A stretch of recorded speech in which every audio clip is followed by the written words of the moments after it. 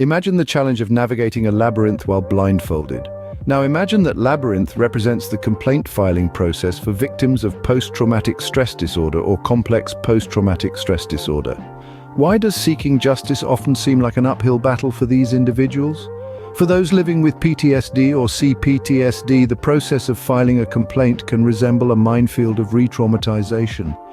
Heightened sensitivity to triggers and stressors, coupled with the daunting task of bureaucratic navigation, often makes direct interactions with involved parties a nightmare.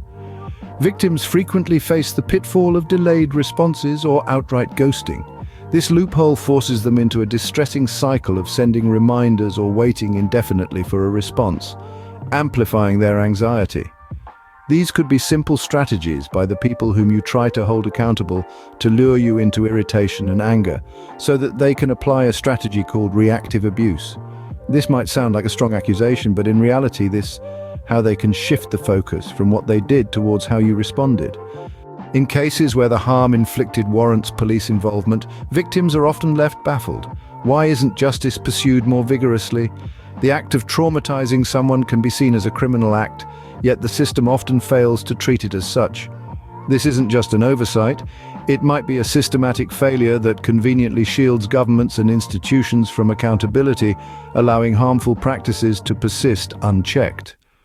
The consequences for the victims can be devastating. The relentless pursuit of justice, met with indifference or hostility, can push these already vulnerable individuals beyond their breaking point. Is it truly suicide, or are they pushed over the edge by a system that makes life unbearable? Should we then not label it such as it truly is, incitement to suicide?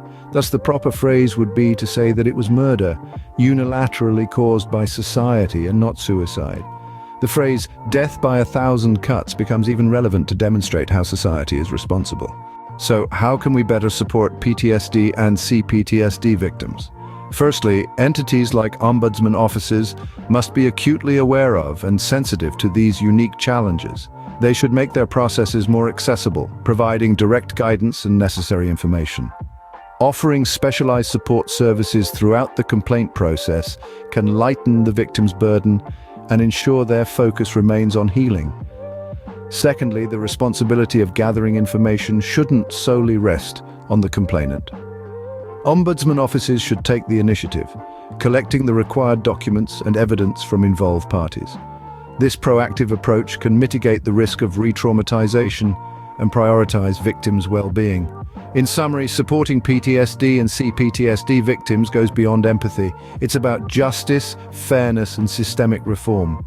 By restructuring our complaint processes with compassion and understanding, we can ensure that all individuals, irrespective of their mental health status, receive the respect and dignity they deserve. It's time to overhaul our systems to protect and support those who have already endured too much.